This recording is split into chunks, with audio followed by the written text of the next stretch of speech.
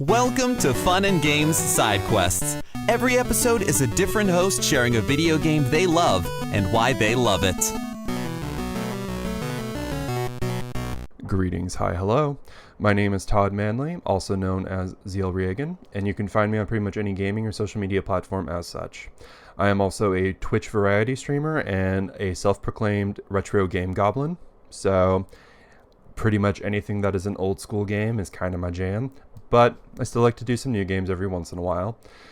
Today I wanted to talk about one of my all-time favorite and most influential games of my life, and that game is Disgaea, Hour of Darkness. It was originally developed and published in 2003 on the PlayStation 2 by Nippon Ichi Software. Fear not though, it has since developed a cult following which has resulted in updated versions being released on both the Switch and Steam, so you can enjoy the updated versions anywhere you want. I do believe that they're called Disgaea 1 Complete on the Switch. I'm not quite sure about the Steam version, but just put in Disgaea and you'll be able to find it no problem. Disgaea is a tactical JRPG. I would think of it as Final Fantasy Tactics, but if it was a delinquent. And if you are a fan of tactics, then this game is going to be right down your alley, I hope. The story follows Laharl, which is voiced by Barbara Goodson of FLCL fame, and he is the Prince of the Netherworld as he tries to reclaim his throne as King of the Netherworld. Alongside Laharl is his vassal Etna, and an angel named Flan, and a squad of sinner souls stuck in penguin suits called Prinnies. It doesn't make a lot of sense on paper, but they're cute and they have a wonderful catchphrase. They're a hoot, so I love Prinnies. Along the way, you will also meet other characters and amass an army of demons, both humanoid and beast, to help you achieve your goal. Gameplay-wise, it plays like almost any other tactical RPG, so in the event that you're not familiar with tactical RPGs, just think of it as chess on adrenaline. Each character has their own stats, strengths, weaknesses, and unique abilities, along with move and jump stat. There are 7 different weapon types, which is fist, spear, sword, axe, gun, bow, and staff, each with their own skills that you learn over time, along with 5 offensive schools of magic, so that's fire, ice, wind, star, and oh boy, I do not remember the last one. It's non-elemental, it does a lot of damage, it's really cool. There's also healing and buff magic, along with story characters who have their own unique abilities, unique to them. Some characters might actually have more or less, it really does depend, but usually 3 is the good even number. There's also something called a geopanel system, which is they're little teeny colored pyramids that when you put on a colored tile, all tiles of that color will get whatever boon or detriment that pyramid is offering. And you can destroy them to set off a chain effect to get bonuses at the end of the level. It's a lot, but there's a tutorial inside, and once you get the hang of it, it becomes cathartic to do. Unique to Disgaea is also a lift throw system, where you can pick up your troops and throw any character, with the exception of monsters not being able to pick anything up, and throw them a set distance. You can also pick up to 10 people to make a tower and throw them pretty much across the entire stage if you so choose. It's really interesting system because you can only pick up your own well, no, that's not true. You can pick up other enemy troops as well, but you can use it to get your troops closer to the enemy, and you can also throw the enemy away from you if you're in real danger of being killed. There's also a fun little trick if you throw someone inside your home base, so give that a try. But I think it adds a really complex layer to the game that kind of other games don't really do all that well or often at all, if I can recall correctly. So it's really nice to bring out your healer, have her throw your warrior closer to the enemy, and then you still have a healer nearby in the event that you need to heal, or you can do the same with really anything. And each character obviously has different throw stats and lift stats. So if you have a witch or a mage, they're not going to be able to pick and throw people very far, whereas you're more muscular, and I'm doing big air quotations when I say that, your muscular troops can throw them pretty far. It's a really weird system. I really enjoy it. But on that note, customization for this game is insane as well. Each character, and I mean every single one of them, has the ability to reach level 9,999.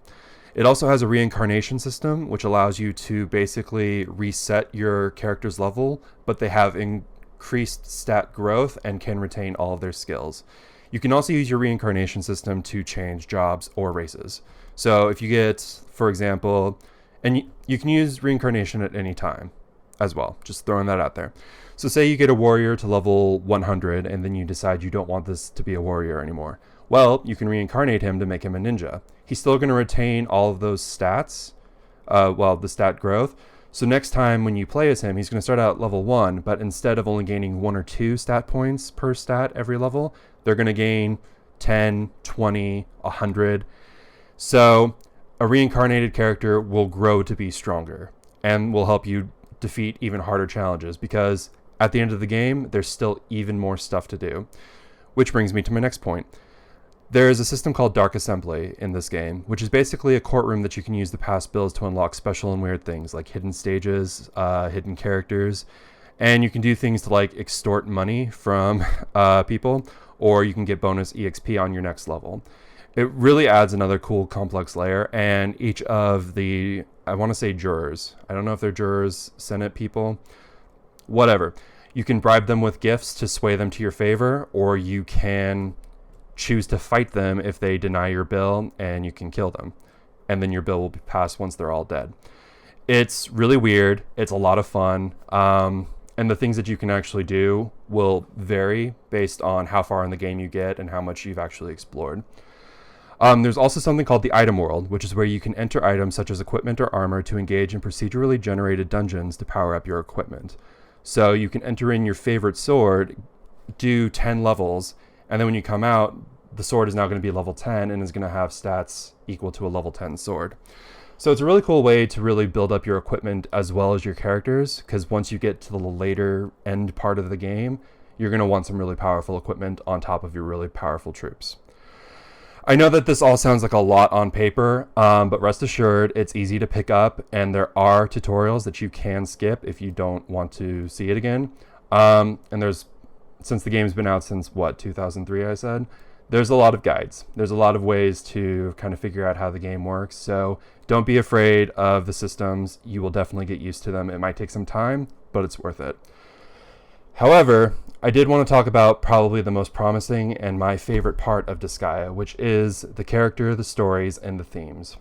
When I first played the game, I was 14 years old, and I was still a closeted LGBTQIA plus youth, and I was struggling with a lot of things that we as queer people struggle with, which is like identity, fear of ostracization, and then struggling with both stereotypes and societal expectations of you.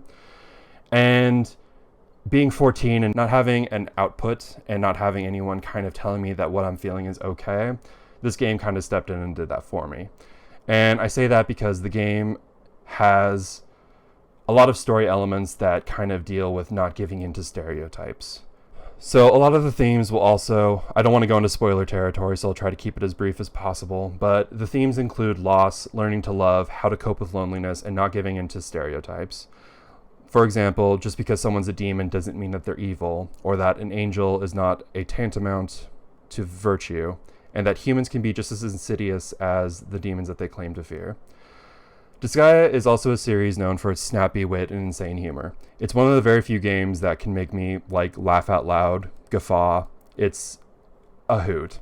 It's self-aware in a lot of ways that games weren't really willing to explore at that time, and it covered a lot of pop culture topics, as well as poking fun of itself, anime, other video game tropes, action shows, a home shopping network, syndicated America sitcoms, and sci-fi cartoons. In the later chapters, you also encounter characters who are based off Flash Gordon, which, if you're not familiar, is a sci-fi series from forever ago. And it was super popular when it first came out. I think it's one of the very original moments of sci-fi that has actually kind of gone from radio to television to comics to books. So I just think it's really interesting that they take all these tropes and they do them so well and so flawlessly.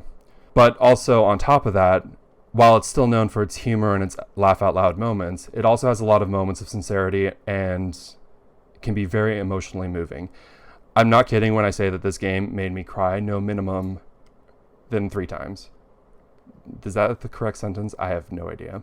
But it made me cry a lot, and I mean cry. It had a lot of emotional impact, and it still makes me cry to this day. whenever I want a good cry, I'll just pop it in and play it, and waterworks will flow. So if any of the stuff that I've described to you sounds appealing, then I highly implore you to check it out. Disgaea 1 Complete is on the Switch, so it's a perfect game to pick up and play wherever you want. It's great for, just playing for a couple of minutes, couple of hours, or just straight up binging, which is something that I do all the time.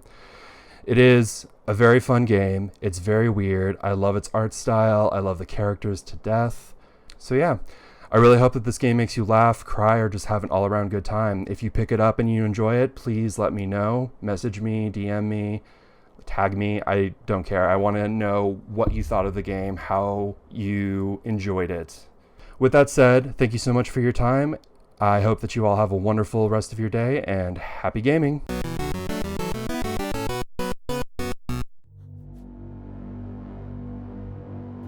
We've made difficult decisions. And there are still more ahead of us. 2 people aren't enough to save the galaxy. We need the toughest, Smartest. deadliest allies. We need you. We need you to join us. And listen to Reignite. A certain point of view podcast about storytelling. Love. And Mass Effect. Join us every other Thursday as we fight for the fate of an entire galaxy. You can find us everywhere you get your podcasts. Or at certainpov.com/reignite. We're counting on you. We should go. CPOV. CertainPOV.com.